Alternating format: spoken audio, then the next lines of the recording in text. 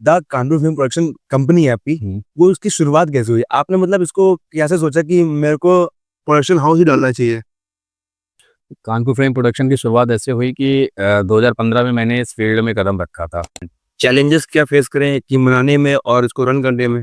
Team बनाने में सबसे पहले तो आपको आपके जो भी टीममेट्स आप जोड़ोगे उनको आपके ऊपर ट्रस्ट होना चाहिए सबसे मेन, कि आप उनके लिए क्या कर सकते हो। आगे आप कानपुर फिल्म प्रोडक्शन को लोगों की नज़रों में क्या इमेज चाहते हैं? कानपुर फिल्म प्रोडक्शन की लोगों के नज़रों में इमेज जो होनी चाहिए वो होनी चाहिए कि नाम सुनते लोग ये समझे कि हाँ, इनके पास अगर मैं जाऊँगा तो वहाँ से मैं खाली याद या होपलेस होकर वापस नहीं आऊँगा। तो अभी आपकी लाइफ में कभी ऐसा है कि इवेंट फँसा है कि भाई फेल हो गया हो और उससे आपने कुछ सीखा हो? क्या सीखा आपने? फेल तो मेरा पहला ही इवेंट हुआ था, जो कि जब मैंने स्टार्ट करा था। तो आप एज़ अ लीडर मतलब उनको मोटिवेट कैसे करते हो? एज अ लीडर मोटिवेट कर रहा है कि मेरा जितने भी इवेंट हुए हैं, मैंने कभी भी किसी को कोई ऑर्डर नहीं किया है और मैं बैठा रहा हूँ, मैंने ऑर्डर किया हो कि तुम ये कर लो, तुम वो कर लो, तुम ये कर लो। आप पर्सनल अपना बताओ, मैं तो पब्लिक का समझ गया, लेकिन आप अपना पर्सनल बताओ कि आपको किस तरह के इवेंट सबसे ज़्यादा एन्जॉयमेंट देते हैं? जो इवेंट मैं कराता हूँ, मुझे अच्छा लगता है, मुझे पसंद आता है, इसीलिए मैं कराता हूँ। नमस्कार दोस्तों, मैं हूँ अभिषेक सिंह चौहान। एक बार फिर से स्वागत है यार परपंच विद अभिषेक के एक नए एपिसोड में। ये एपिसोड थोड़ा-सा खास है क्योंकि कानपुर के टैलेंट्स को आगे लेके आना बहुत बड़ी चीज़ है। जो घर पे वीडियो बनाते थे या फेमस होना चाहते थे, इन्होंने अपने उन बच्चों को आगे लाए हैं। वो उन्होंने इतनी ज़्यादा लोगों की हेल्प करी है कि लोग खुल के जीना सीख गए हैं। और कानपुर में मनोरंजन जैसी चीज़ें नहीं होती थी, इन्होंने कोशिश पूरी करी है और आज भी कर रहे हैं कि लोग एन्जॉय करें, अपनी लाइफ जिए। तो जो हमारे साथ शख्स हैं, वो द कानपुर फिल्म प्रोडक्शन के ओनर मिस्टर रजत, आरजे रजत। रजत तो चौड़ा हो गया, आरजे रजत। तो स्वागत है भाई आपका। कैसे हैं? बहुत धन्यवाद भाई आपका, मैं बढ़िया, आप बताएँ? मैं बहुत बढ़िया। क्या चल रहा है भाई आजकल? इस समय कुछ नहीं, बस सीज़न स्टार्ट होना है तो अपना वेडिंग इवेंट की तैयारियाँ चल रही है। बहुत सारी बुकिंग्स आ चुकी हैं, तो बस उसी का प्रिपरेशन रेडी है। ओके, तो स्टार्टिंग से शुरुआत करते हैं कि ये जो the Kanpur film production company है आपकी, वो उसकी शुरुआत कैसे हुई? आपने मतलब इसको कैसे सोचा कि मेरे को प्रोडक्शन हाउस ही डालना चाहिए? कानपुर फिल्म प्रोडक्शन की शुरुआत ऐसे हुई कि 2015 में मैंने इस फील्ड में कदम रखा था। तो एक कंपनी थी, मैं उसमें बहुत ही छोटे से एक पोस्ट पे मैं वर्क कर रहा था। तो वो करते-करते मैंने देखा कि जब करा, कुछ चीज़ें ऐसी थी जो मुझे लगता था कि मैं उसको बेहतर कर सकता हूँ, लेकिन वो लोग नहीं कर पा रहे हैं और मैं कुछ अपनी एडवाइस भी नहीं दे पाता था, वो मेरी एडवाइस वो लोग मानते भी नहीं थे। तो मुझे ऐसा लगा कि आगे चल के मैं अपने प्रोडक्शन को बना सकता हूँ, खुद इस चीज़ को रन कर सकता हूँ। तो उसी के बाद फिर मैंने 2020 में अपनी कंपनी कानपुर में प्रोडक्शन स्थापित करी। उसमें मेरी टीम में उस समय 4 से 5 लोग थे और जो अभी भी मेरे साथ हैं। तो उसके बाद से हमारा चालू है, कंटिन्यू है अभी तक हमारा इवेंट। चैलेंजेस क्या फेस करें टीम बनाने में और इसको रन करने में? चैलेंजेस फेस ये करें टीम बनाने में, सबसे पहले तो आपको आपके जो भी टीममेट्स आप जोड़ोगे उनको आपके ऊपर ट्रस्ट होना चाहिए सबसे मेन, कि आप उनके लिए क्या कर सकते हो। जो पार्टिसिपेंट्स आएँगे उनको तो आप एक प्लेटफ़ॉर्म दो, लेकिन आप अपनी टीम के लिए क्या कर रहे हो? शुरुआत जब करी थी उस समय मैं अपनी टीम को पे नहीं कर पा रहा था, क्योंकि उससे शुरुआत में कुछ इतना फाइनेंशियली होता नहीं था। तो हम लोग सब लोग मिल के करते थे, मैं लीड करता था टीम। तो मैं अपनी टीम में ये था कि जो भी वर्क होगा, जो भी इवेंट होगा, उसमें मैं तुम लोगों को फ्रेंड पे रखूँगा, मैं खुद नहीं रहूँगा। तो मेरे जितने भी इवेंट हुए, मैं हमेशा अपने हर इवेंट में बैक स्टेज रहा हूँ, पर मैंने अपनी टीम को हमेशा फ्रेंड पे रखा है। तो उनके लिए वो चीज़ बहुत ज़्यादा मायने रखती है, इसलिए मेरी टीम हमेशा शुरू से लेके अभी तक मेरे साथ बनी हुई है। ये बहुत बड़ी चीज़ है भाई कि जो ओनर है वो खुद बैक स्टेज पे रह कर के टीम मेंबर्स को आगे लेकर के आ रहा है। मगर मैंने बहुत जगह देखा हुआ है कि ओनर खुद को आगे लेके आता है, टीम मेंबर्स बैक स्टेज काम करती है ताकि उनका फेस आगे रिवील ना हो या वो आगे ग्रो ना कर पाएँ। तो ये चीज़ बहुत अच्छी है आपकी कि वो आप चाहते हैं कि हमारे टीम मेंबर्स आगे जाएँ, हम जाए चाहे ना जाए, हमारा तो हम आगे देख लेंगे, ऐसा। तो जब आपने पहला इवेंट किया, तब आपको क्या चैलेंज फेस फेस किया कि मतलब इसको कैसे करेंगे? फर्स्ट इवेंट होता है भाई तो बहुत टेंशन तो होती है। देखिए, पहले इवेंट में चैलेंजेस कुछ इवेंट करने को लेकर के नहीं थे। इवेंट तो बहुत अच्छे चल रहे थे, लेकिन उस इवेंट को रोकने के लिए बहुत सारे लोग लगे हुए थे, जो कि हमारे इवेंट इंडस्ट्री से हैं, जो कि काफ़ी सीनियर है। प्लस कुछ लोग ऐसे हैं जो नहीं चाहते हैं कि कोई नया बच्चा आकर के, नया लड़का आकर के या कोई भी नया न्यूकमर आकर के अपनी एक इवेंट कंपनी खड़ी करे, अच्छा इवेंट करा पाए। तो उसको खराब करने के लिए बहुत सारे लोग लगे रहते हैं, जो आज भी लगे हुए हैं कहीं न कहीं। तो मेरा मोटिव यही है कि मैं तो उस समय शुरुआत किया था, मुझे कोई सपोर्ट नहीं किया था। तो मैं खुद ही अपनी टीम के साथ मिल कर के मैंने जो भी अचीवमेंट किया यहाँ तक आया हूँ। अब मेरा मोटिव ये रहता है कि मैं जो अब इस समय न्यू कमर आ रहे हैं उनको सपोर्ट करूँ, उनके इवेंट में कोई परेशानी ना हो। तो मेरे पास कोई भी आता है अपने इवेंट की हेल्प मांगने के लिए कि भाई आप मेरे साथ जुड़ जाइए, आप मेरे इवेंट को मैनेज कर लीजिए, तो मैं बिल्कुल मना नहीं करता, मैं उनके लिए हमेशा रेडी रहता हूँ और जितना भी मुझसे हो सकता है मैं करता हूँ। भाई पता है जलन बहुत बड़ी चीज़ है, लोग जलते हैं कि दूसरों की सक्सेस। तो मतलब मेरा नेक्स्ट क्वेश्चन ये है आपसे कि आगे आप कानपुर फिल्म प्रोडक्शन को लोगों की नज़रों में क्या इमेज चाहते हैं? कानपुर फिल्म प्रोडक्शन की नज़र लोगों के नज़रों में इमेज जो होनी चाहिए वो होनी चाहिए कि नाम सुनते लोग ये समझे कि हाँ इनके पास अगर मैं जाऊँगा तो वहाँ से मैं खाली याद या होपलेस होकर वापस नहीं आऊँगा। वो हमारे पास जिस एक्सपेक्टेशन आ रहे हैं कि उनको अगर किसी टैलेंट फील्ड में है, वो सिंगिंग, डांसिंग, मॉडलिंग या अदर कोई भी टैलेंट हो, आजकल तो बहुत सारे टैलेंट हो गए, उनको उसमें अगर वो आगे नहीं बढ़ पा रहे हैं तो हमारा पूरा सपोर्ट रहता है कि जो भी इवेंट्स हम कराते हैं हम उस इवेंट में उनको शोकेस करें, अपने इवेंट का प्लेटफॉर्म देते हैं, स्टेज देते हैं कि वो परफॉर्म करे। प्लस इसके अलावा हमने अपना एक एनजीओ भी खोला है जो कि हमारे पार्टनर कनिष्का त्रिवेदी का अभी फाउंडेशन। उस एनजीओ के थ्रू हम जो ऐसे बच्चे हैं जो फाइनेंशियली आगे नहीं बढ़ पा रहे अपने इस फील्ड में, तो उनको हम लोग उसमें सपोर्ट करते हैं। ओके, तो एक चीज़ और कि जैसे आपकी कंपनी है, आपकी तरह और भी कंपनियाँ होंगी। आपकी तरह नहीं, मतलब आपसे नीचे या आपसे बहुत ऊपर जो भी है तो कंपनियाँ होंगी। तो क्या सीन है कि अगर कॉम्पिटिटर है, तो आप अपने आप को कैसे दिखाओगे लोगों को कि नहीं हम अलग हैं, या हमारे पास आओ, या हमसे बुकिंग करवाओ, या हमसे इवेंट मैनेज करवाओ? आप लोगों को क्या दिखाओगे? देखिए पहली चीज़ इवेंट, देखिए इवेंट बहुत सारे होते हैं, इवेंट कंपनियाँ बहुत सारी सब अपना करते हैं। हुँ, कंपटीशन की बात है तो मैंने कभी भी किसी से कंपटीशन नहीं किया, ना ही मैंने किसी को अपना कॉम्पिटिटर माना है। हुँ, वो इसलिए क्योंकि देखिए हर इंसान का, हर एक इवेंट ऑर्गेनाइज़र का, इवेंट प्लानर का अपना एक थॉट होता है कि वो अपना इवेंट किस तरह से करे। हुँ। तो सामने वाला है वो अपने हिसाब से कर रहा है, मैं अपने स्ट्रेटजी अपने हिसाब से करता हूँ। तो यही डिफरेंस रहता है, उनकी सोच के हिसाब से वो कर रहे हैं, मैं अपनी सोच के हिसाब से कर रहा हूँ। तो कॉम्पिटिशन की कोई बात ही नहीं होती है, बस बेस्ट से बेस्ट देना है। हमारे लिए अचीवमेंट हमारा वो रहता है कि जो भी पब्लिक आ रही, जो भी ऑडियंस आ रही, जो भी लोग हमारे इवेंट में आ रहे हैं, उनको वो इवेंट अच्छा लगे बस। हुँ। तो भाई एक बड़ा इवेंट प्लान करने से पहले या शुरुआत करने से पहले आपकी टीम उस काम की पहली शुरुआत क्या करती है? कोई भी बड़ा इवेंट होता है उसकी शुरुआत सबसे पहले होती है आपका पेपर वर्क कितना रेडी है उस चीज़ पे। Paper work in the sense permission वगैरह नहीं, सबसे फर्स्ट प्रायोरिटी होती है कि हमारा बेस कितना तैयार है। बेस में इवेंट करने से पहले हम जगह डिसाइड करते हैं कि हमें कहाँ पे कराना है, आर्टिस्ट डिसाइड करते हैं किसको बुलाना है, उसके बाद हम अपने वेंडर डिसाइड करते हैं कि कौन से वेंडर से हमें साउंड लगवाना है, कौन से वेंडर से एलईडी लगवानी है, कौन से वेंडर से डेकोर करवाना है। ये सारी चीज़ें हम लोग बैठ करके डिस्कस करते हैं पूरी टीम के साथ, उसके बाद ही सारा इवेंट फाइनल होता है। और भाई कभी-कभी ऐसा होता है कि क्लाइंट का जो बजट है, वो लो होता है और वो माँगता है बहुत सारी चीज़ें, तो आप उसको मैनेज कैसे करते हो? देखिए इसमें सबसे पहले होती तो बहुत प्रॉब्लम है क्योंकि क्लाइंट जो है ऐसे तो पैसे हर चीज़ में बहुत खर्च करते हैं, लेकिन अगर उनके फंक्शनिंग के इवेंट की बात होती है उसमें बहुत कंजूसी करते हैं। तो उनको 10,000 वाली चीज़ उनको 5,000 में चाहिए होती है और कभी-कभी 5,000 से कम में भी चाहिए होती है। तो उसके लिए भी बहुत सारी चीज़ें हैं, हम लोग को थोड़ा बहुत इधर इधर का उधर, इधर का उधर करके मैनेज करना पड़ता है। तो ये जो इवेंट प्लानर हैं, जो वेडिंग इवेंट प्लानर है, ये वो बहुत अच्छे से समझ सकते हैं। ओके, तो भाई जैसे सेलिब्रिटीज़ इवेंट होते हैं और कॉर्पोरेट इवेंट होते हैं, तो इनमें डिफरेंस क्या होता है? ये कॉर्पोरेट इवेंट्स में डिफरेंस ये होता है सेलिब्रिटी इवेंट में कि कॉर्पोरेट इवेंट में कोई बहुत ज़्यादा वो नहीं होता, उनका एक टाइमली सारी चीज़ें होती है, उनका शेड्यूल एक रेडी होता है, उसमें कोई आपका लेट नहीं हो, कुछ नहीं होगा और सारा उनका जो भी फंक्शन होते हैं, सब एकदम सिस्टमैटिक तरीके से चलते हैं, उसमें हमें भी प्रॉब्लम नहीं होती, उनको भी प्रॉब्लम नहीं होती है। सेलिब्रिटी इवेंट या वेडिंग इवेंट कह लें तो उसमें टाइम का ऊपर-नीचे हो जाती है चीज़ें, प्लस उसमें हमें क्लाइंट को भी मैनेज करना है, सेलिब्रिटी को भी मैनेज करना है, इन दोनों चीज़ों के बीच इवेंट ऑर्गेनाइज़र भी बीच में फँस के रह जाता है।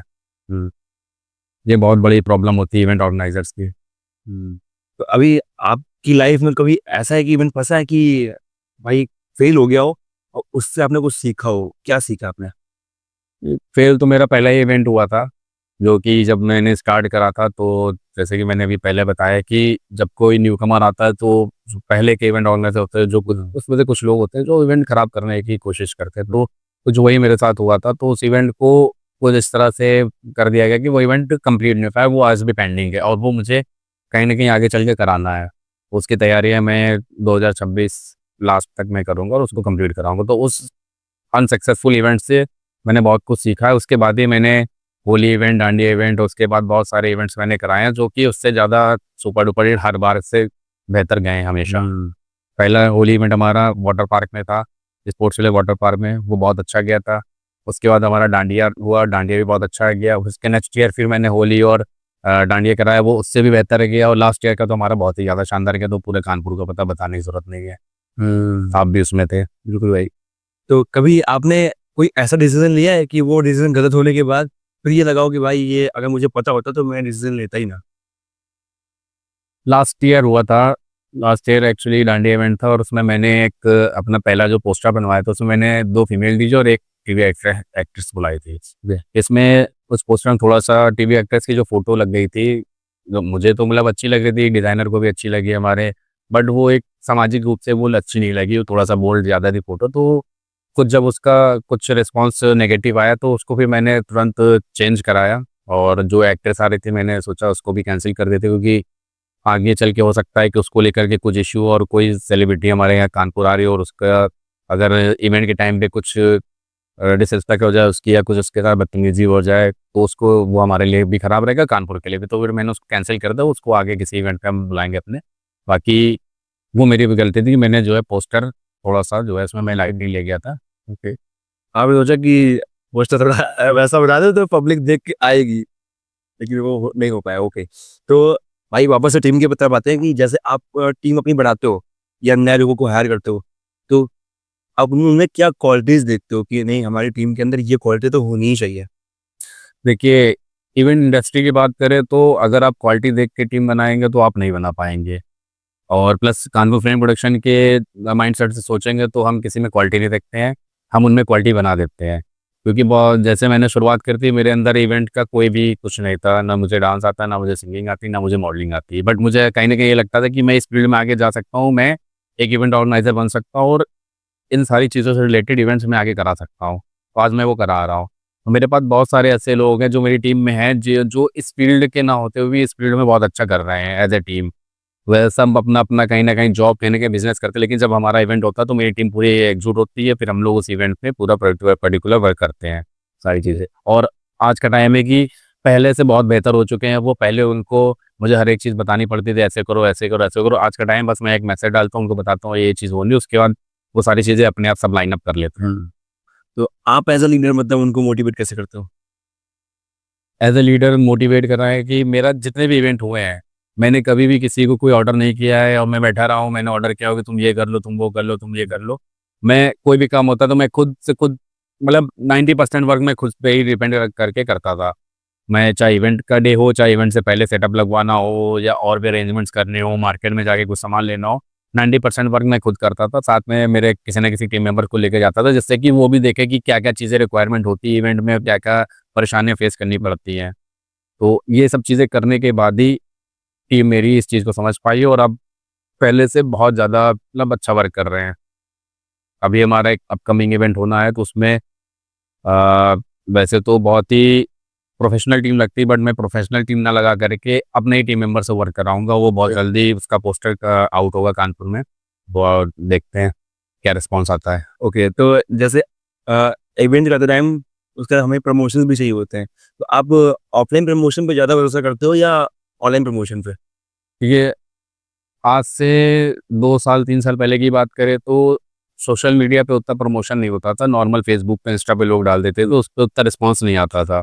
तो ऑफ़लाइन प्रमोशन पहले होर्डिंग, बैनर, पोस्टर, पैम्फलेट इन सब से होता था। बट आज का जो टाइम है इसमें इन सबसे ज़्यादा बेनिफिट सोशल मीडिया प्रमोशन से होता है, क्योंकि जो यूथ है प्लस जो भी ऑडियंस है वो मोस्टली फ़ोन में समय देती है। इंस्टाग्राम, फ़ेसबुक और जो भी सोशल मीडिया साइट्स है, व्हाट्सएप वगैरह सब उस पे एक्टिव रहते हैं। तो सोशल मीडिया इस समय प्रमोशन का सबसे बेस्ट तरीका है। तो जितने भी इवेंट हैं, जो भी इस समय डांडिया हो रहे हैं या अदर जो भी इवेंट्स हो रहे हैं, सब आप देखेंगे सब सोशल मीडिया पे ही मिलेंगे कहीं न कहीं आपको। और रोड पे आप देखेंगे 2-4 ही इवेंट मिलेंगे, बाकी हर इवेंट आपको जो है ऑफलाइन प्रमोशन में नहीं दिखेगा कहीं पे। तो सोशल मीडिया का इस समय बहुत बड़ा हाथ है इवेंट को आगे बढ़ाने में। हुँ। और ये बताइए कि जैसे आपकी कंपनी इवेंट तो करती है, उसके साथ-साथ आप और कौन-कौन सी चीज़ों पे मतलब फ़ोकस करते हैं? जैसे फ़िल्म हो गया, एड्स हो गए, म्यूज़िक हो गया, ये सब में भी काम आते हैं? हाँ, हमारा जो प्रोडक्शन है उसमें एड शूट हो गया, फ़िल्म प्रोडक्शन हो गया, वेब सीरीज़ हो गया, इसके अलावा हॉस्पिटैलिटी मैनेजमेंट हो गया, लॉजिस्टिक मैनेजमेंट हो गया, और वेडिंग इवेंट से रिलेटेड सारी चीज़ें हो गई आपकी, सारी चीज़ें हैं। मल्टीपर्पज़ वर्क हमारे में। तो ओके, तो काम की बातें सारी हो गई, ये सब बातें कर ली हमने। अब बात करते हैं अपनी पर्सनल लाइफ पे, कि आप अपनी पर्सनल लाइफ और बिजनेस लाइफ को मैनेज कैसे करते हो? देखिए personal life during the event बहुत हेक्टिक शेड्यूल होता है कि आप इवेंट भी मैनेज करना है, घर पे समय दे नहीं पाएंगे क्योंकि उसमें बहुत सारा काम होता है। मैंने देखा है और मैं बहुत सी इवेंट में देखा हूँ, तो छोटे छोटे काम भी बहुत होते हैं वो। आप फिर कैसे मैनेज करते हो उनको? ड्यूरिंग इवेंट तो मैं अपनी पर्सनल लाइफ एक तरह से भूल ही जाता हूँ, जिस वजह से मेरा घर पे इस चीज़ को लेकर के काफ़ी विरोध भी होता है। इवेंट के टाइम मैं सारी चीज़ें भूल जाता हूँ, मैं अननोन कॉल्स भी नहीं उठाता हूँ, अननेसेसरी कॉल्स नहीं उठाता हूँ, घर का कॉल भी आता है तो बहुत ही कम मैं रिसीव कर पाता हूँ, क्योंकि मुझे ऐसा लगता है जो मैंने काम लिया है, जो मैंने ज़िम्मेदारी ली है, सबसे पहले मुझे उसको पूरा करना है और इवेंट के टाइम मैं उस पे ही सबसे ज़्यादा फ़ोकस करता हूँ। ओके, तो आपने हर तरह के इवेंट कराए भाई। अभी तो मैं भी कानपुर से हूँ, मैं भी देखता रहता हूँ और आपके इवेंट में आता रहता हूँ, आप मुझे इनवाइट करते हो। तो भाई आप पर्सनल अपना बताओ, मैं तो पब्लिक का समझ गया, लेकिन अपना पर्सनल बताओ कि आपको किस तरह के इवेंट सबसे ज़्यादा एन्जॉयमेंट देते हैं? जी, मुझे आपके क्वेश्चन में ही आपका आंसर होना चाहिए आपको समझाने से। जो इवेंट मैं कराता हूँ, मुझे अच्छा लगा, मुझे पसंद आता है इसीलिए मैं कराता हूँ। अरे भाई, एक कैटेगरी होगी ना कि भाई मुझे डांडिया कराना, मतलब मुझे वो डांस वाले इवेंट पसंद है। मुझे देखिए इवेंट ऐसा होना चाहिए जिसमें आपकी पब्लिक जो भी आ रही है, चाहे वो डांडिया होगा उसमें भी डांस होगा, होली इवेंट होगा उसमें भी डांस होगा। पब्लिक का एन्जॉय करना आपके लिए सबसे एक महत्वपूर्ण और मनोरंजक राइट भाई। वाली बात हो सकती है, ठीक है? आप कोई इवेंट कराओ अगर उसमें पब्लिक आपकी खुश नहीं है, एन्जॉय नहीं कर रही तो वो आपके लिए बेकार है। और पब्लिक को एन्जॉय करता देख मुझे भी अच्छा लगता है, इसीलिए मैं इवेंट कराने के लिए और प्रोत्साहन मिलता है कि आगे और भी अच्छे-अच्छे इवेंट कराने चाहिए। तो उसी के मैं को देखते हुए आगे इस साल मैं डांडिया इसलिए नहीं करा रहा हूँ कि आगे का जो मेरा प्रोजेक्ट है वो कुछ और है। तो वो न्यू ईयर पे लॉन्च होगा, उसके बाद आप सभी लोग देख सकते हैं कि वैसे कुछ नया आने वाला है, उस पे बहुत जल्दी नया आने वाला है। वेट, कुछ हट के। कुछ हट के आने वाला है। सो भाई बहुत बहुत धन्यवाद। मेरे तो मतलब कुछ नई चीज़ें इवेंट मैनेजमेंट के बारे में सीखने मिली मुझे, और कैसे क्या इंटीरियर चीज़ें होती हैं वो मुझे पता चला।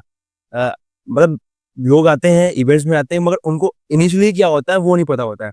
बाहर-बाहर की चमक-दमक सब दिख रही है, वो समझ में आता है कि हाँ, उन्होंने अच्छा काम किया। मगर ये अच्छा काम कैसे हुआ वो किसी को पता नहीं होता। लोग आते हैं, सोचते हैं 2-4 घंटे एन्जॉय करें, सोचते हैं कि बहुत ईज़ी हमने पैसे दिए हैं, मज़ा नहीं आया, ये नहीं हुआ, वो नहीं, लेकिन उनको उस इवेंट के पीछे की मेहनत नहीं दिखी कि कितने महीनों की मेहनत होती है।